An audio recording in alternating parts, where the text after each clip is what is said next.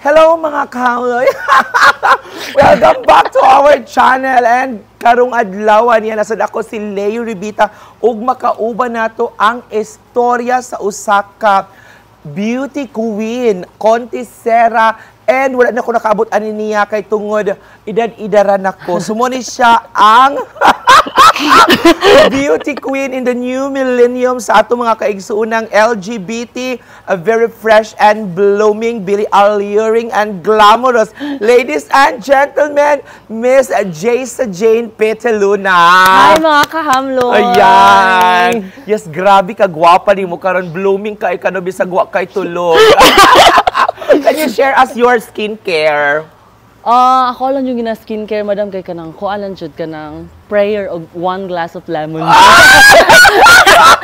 Uy, matabang pagkani og lemon juice akong beauty mo. Basta pure lang jud, madam. Pure lang jud. Aslong pud ka ay madaot pud atong beauty ana. Uy, i-pure na to ang lemon juice. So in fairness, blooming ka karon. So, kumusta man unsa man ang imong gikabisihan karon? Daghan kog kabisihan aside sa kanang sa akong work nako as a virtual assistant, naga-package kog pageant at the same time, which is mo na akong work before while nag-study ko, o mo na siya kanang naga-package kog wedding, kanang pageant o uban pa. Unsa man ang unsa example sa virtual assistant? Is it kanang sa tutor, home base? Tapos nagakuan mo kanang naga-support work siya. From home. Yes. So mao na siya nga mabilar ka kay gabi ang duty ana. Kalau tining katulog na ako tapos unya dapat mamataon niya pa unta akong magtudo ka how to speak English and how to kuan. Ana. Palabongga. Kaya ako sa una ka-experience mapugkuan na pero apam-apaman to ako Kuana ko na, okay, Sinda Kipiti now, I'm ready. Dila siya naka-western. Ana, sa una, naka-remember na ako sa una, no, grabe yun ang mga panginabuhi sa una sa mga about sa mga apam-apam. Unya magkita ko mo sa apam, then wala mi nagmet sa akong apam kinaminyo makuglain ato. Mo na siya. So, kabalo ko na grabe po ang imong struggle in terms of pageantry. And nakita nako as you grow older, permintig yung kamaray na. Witness yung ko anak kay sometimes mag-judge ko sa inyong pageant. And in fairness, nakaabot pa ko sa imuha. That was 2010, nag-a-appeal na ka, bata pa ka na paganit mga picture. As ma-remember na ako, katong nagdanulong ta, maskin asa-asa nga lugar. And makarga na jud ka perminti, no? Sa una jud, madam, kanang like ginalook up ra jud nako ang mga kanang mga parehas ninyo sa una nga mga beauty queen sa Hello, oy, beauty queen jud ay ko. Tapos ginalook up ra jud nako na niya aside sa kanang pag gusto na ko magrampa-rampa sa stage kanang baga lang jud kog naw ako jud pinakabaga nga bayot diri sa tagong naw kanang kay mo dayo ko bisag kanang dili ko wala ko kabalo kung kaya ba nako o dili basta ma-enjoy lang ko nya kato nga time nag-join ko sa kanukotan naa ka nya tapos naa po to si Kendra siya lang magpali nya mo to nga time kanang idol katong arisgada kay kumo mag-impil-impil ba kay mo lagi para for extra money kay to nag-study pa ako sa STI ato so pero nakadaog ka ato. First time to na ako nga nakadaog nga kanang kamo mga veterana sa Davao ug Tagum. Ikaw yung tanaray na? Nakalimot naman ko ato. Pero moto kanang urag na nainganyo ko ba nga kanang halang kanang napadigap kanang nadigapon chance no if mag-pursue jud ka o kanang kung ganahan jud ka mo showcase sa imong self. Yes. What I love you so much is the way ang imuhang pasarela and the way you kanang introduce yourself in front of so many people. You have so much confidence, good, grabe, good. And since nag-istorya na taana, can you give us samples sa imuhang pasarela? Hala, ako na sandal. Hala, uy! Sayang kayo, sige lang, without sandal, then gusto na ko, dito na ko kaparampahon sa swimming pool, then munaog ka diri, then pag abot diri, introduce dayon ang imuhang self. Gentlemen, let's all welcome Miss Philippines. Ayan. Ana! Kabalo ka anak Maria. Anaon lagi. Di ba giingnan ti ka? Now introduce yourself. This is Jaisa Jane Petaluna, 27, representing your Mandirigma candidate number 22, province of Davao del Norte. Ala unsa man ginaimuhang tingog lami magig kay paminaw unsa may siya babay gyud kag tingog ug giipit ra na nimo. Pura ka ng way of technique na lang siguro pagpailaila madam kay gara pageant man good same sa imuha na kay kaugalingon yung pailaila kanang mga katong mga storya nimo nga kanang sukad sa mga katigulangan to mga imong mga mga introduction so nagapangita po kog ways akong self nga kanang unsaon ako pag-control akong voice nga at least makabalong uban na kanang ay si Pitilona ning nasa stage nga nagpailaila. Ay, in fairness magud kay dili pareha mo ni Maria babaeng tingog pero usay magud ako kay mo na magug makabaw akong tingog ba. Una ako adyo siyang pungan. Pero imuha ang consistency sa imuhang voice is babae gyud siya. And also, the way you answered the question, ako, pag mo-answer na ako, sa sobrang ako kapaniguro, makuha na noon, makabaw-kabaw na may, hello, mura na yung sawadi ka. So, imo kay babae, yapon ka mo-answer sa question. Siguro, na practice na nimo and nasanayan na gyud nimo nga ang imuhang voice pang babae gyud siya. Gina-control po na ako siya actually at the same time kanang bisa pag kanang kulba na kaysa akong paminaw kanang ginatry gihapon na nga i-calm akong voice para at least approach ka ng murag makaingon jud ang kanang mga judges ug audience ba nga kanang ay kanang bisag kanang paningkamutan niya ang answer at least man lang calm ang calmness. Pero gina-practice gina nimo. Oh yes. Okay. So nakita ta ka before sa una bata pa ka, you are a dancer and grabe ang imo mga event na mga ginaapilan. And karon nakita nako na grabe gyud ang imuhang pag-glow and pag-enhance sa imuhang beauty. Speaking of enhancement, unsa man ang imuhang giparitoki sa imuhang beauty? Unsa man ang nasabi na sa imong beauty? Daghan ng mga enhancement aside sa akong HRT, niagin ako ko ang rhinoplasty. Sa ilong? Oo, tapos kanang cheek augmentation. Bantog na di ay kinababae mong aping. Tapos akong breast augmentation. Bunggay mong aping kay natural lang, no? Pero wala gid siya nagsag, pila na nakatuig? Mga 8 years naman siguro ni madam. 8 years. Kasara, mura na magug namikat. Kanang murag ni ana na kasara ba? Amot matabang pa baka ng beauty ni Sarah kay mura na magnamikat permit. Yang aping dako naman kaayo dapat original gid siguro nga tambal atong gamiton kay para pud dili gid siya mamikat. Ako gidugsak pud ni siya pero ako ana ning gipakwaan kay dako man kay akong aping mura na may hinuon tag Jollibee. So unsa pa aside from sa imuhang tutoy, pila man ang size ani? 415cc. Wow, hala ka bungga. Mo ni siya 450 ning ani kadako ang 450 sa mga gusto magpa-ing-ani no pagtigo mo ayo mo sige kainggit siyang lawas pagtigo mo kay lami kay siya lawas. How about your batang? Yeah, hips augmentation for the Dr. Quack. Wow! Hips augmentation ka ng dugang sabat ang mo ng imong lawas. Grabe, gyud ka mga sexy, no? Perminti ka best in swimsuit. Nakaluyan po, madam. Tungod siguro na kay ang imong tabunan, dili ra gyud, oh. Gamay ra gyud kay imong tabunan din. Lami kay kamulakaw sa stage. Siyempre, ang imong lawas mo, yun ay ginapangitain. Ang imong naging pasarela, wala ay makasundog yun sa imuhang pasarela. Then, napansin ako sa una, grade 5 ka, grade 6, murag na kay boyfriend. High school.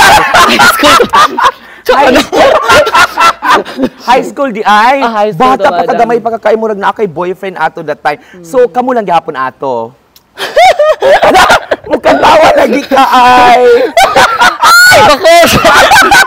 Wala na mo. Wala na. So nagbulag na mo. So, karon unsa man ka, single or taken na pud ka? Usahay single, usahay taken, usahay ka ng naay bagyo usahay, depende. Complicated ang yung relationship, pero wala man gyud perfect na relationships, na man gyud mga ups and downs. Maghihubag ako mata, madam, no.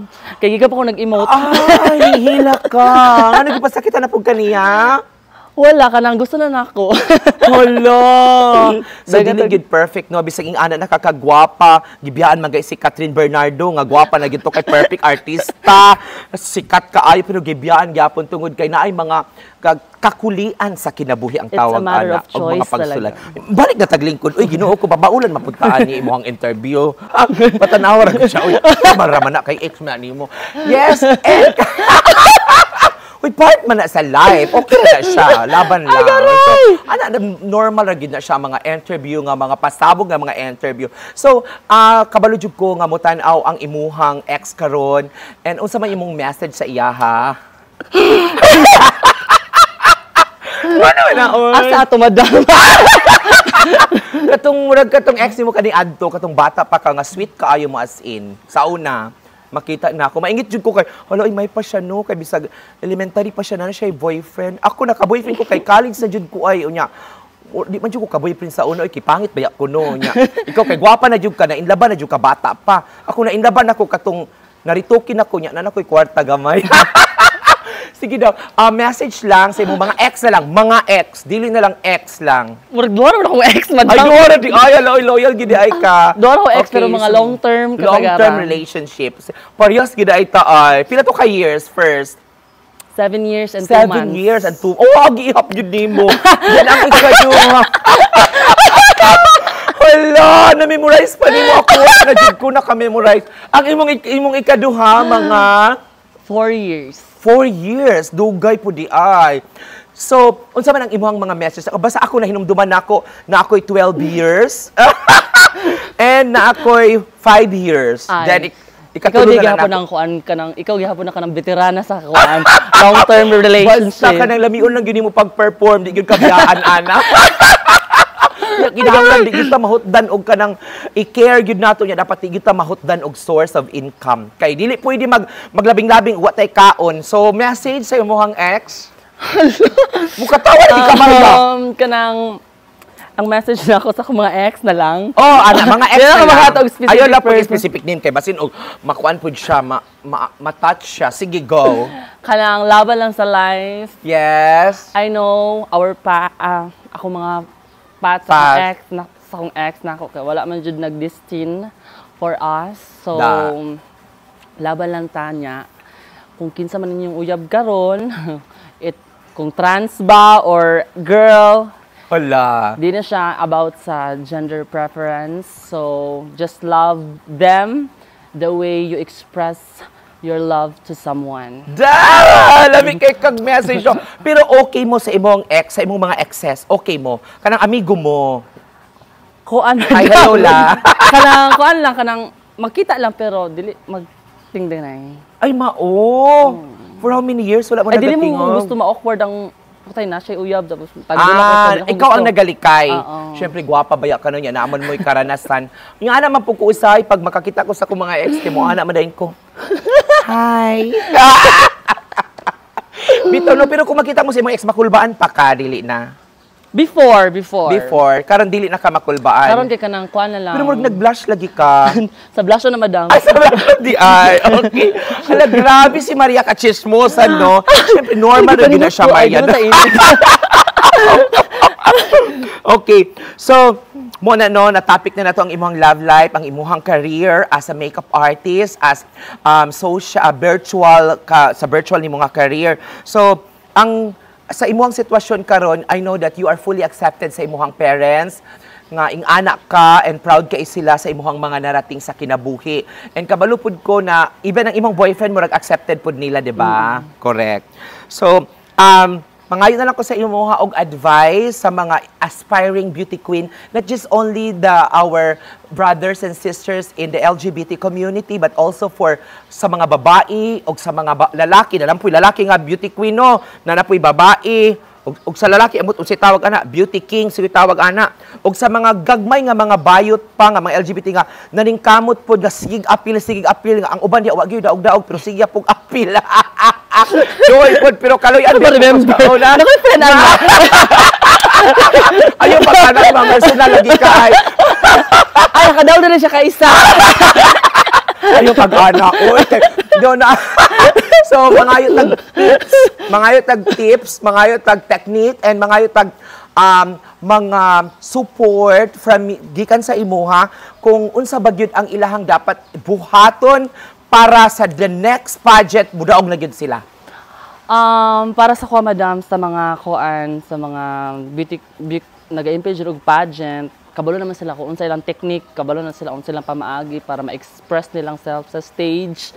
Kanang enjoy lang jud perminti ang pageant jud kay bisa pag mag-effort kag 200% o pila pa naka percent kung dili jud ma-destin sa imuha ang crown, it won't meant for you. Hala, sa ato pa destin day na.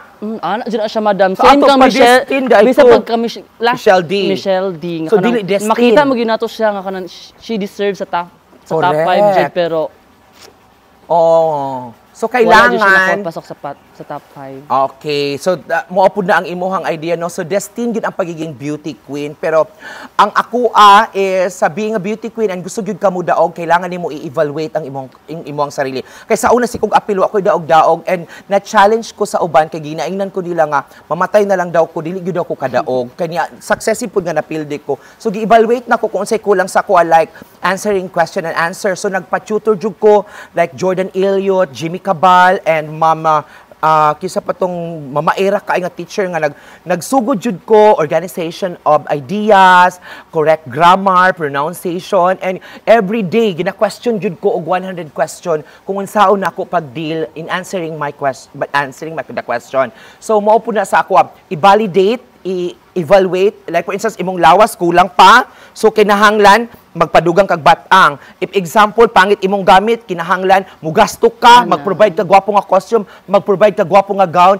and mag-study ka og maayo. Para lang sa ako, sa mga aspiring beauty queen, mababae, malalaki, try until you succeed. Yes. Para pud sa mga trans na kanang kuan, mga gagmay pa nga, kanang gusto jud sila mag-beauty queen, ayaw ka harsh sa inyong self na gusto ninyo nga kanang mo-join mo og pageant, kailangan na niyo na itutoy, kailangan na niyo na ibalakang.